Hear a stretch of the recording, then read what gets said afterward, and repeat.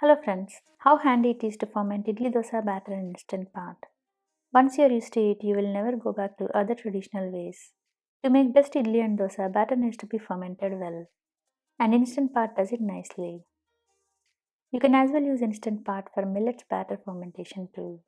So if you wonder how many ways you can ferment batter in instant pot, usually it's two ways, either directly in instant pot or pot in pot.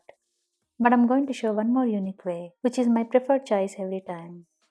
It's same as part in part, but the part will be bigger in size. So sits on inner part, not inside. As I have figured it out, I am naming it as part on part. It's very handy and super useful way, especially for winters. One key thing is you don't need instant pot lid for batter fermentation, as it's not pressure based. You can keep any transparent lid instead. It will be see-through and easy to monitor. You can avoid batter overspilling and damaging instant pot. We usually set yogurt with normal mode for 7 to 8 hours.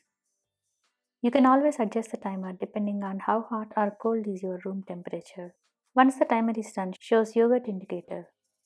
If batter needs more time, increase by 2 to 3 hours as needed. Let's get started with all three ways. First usual way of fermenting is by pouring batter directly in inner pot.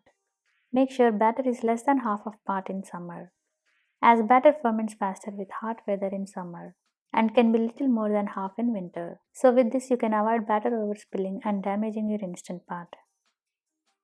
If you notice this way, you need to transfer batter to another bowl and clean up the inner pot.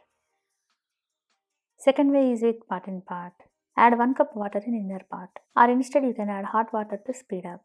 If you have less quantity of batter, pot in pot is the best way to add into a bowl. With this way you don't need to transfer batter to another bowl and no need of cleaning inner pot. It's ready for next use. Here is the third way, my favorite every time. Add 1 cup hot water in inner pot, right enough to get steam and keep pot lightly warm. Use a big bowl for batter and keep it on instant pot. Hot water helps with good incubation, even though batter bowl is not inside inner pot. So this way, as bowl is big enough, there is no worrying about overspilling. No need of transferring batter and no cleaning instant pot as well. For more details, check my full video from description. So to summarize, if you have less batter, go for second way, pot in pot. If you have more batter, go for either first or third way. If you don't want to clean up instant pot or if you don't want to transfer to another bowl, go for second or third way depending on batter quantity.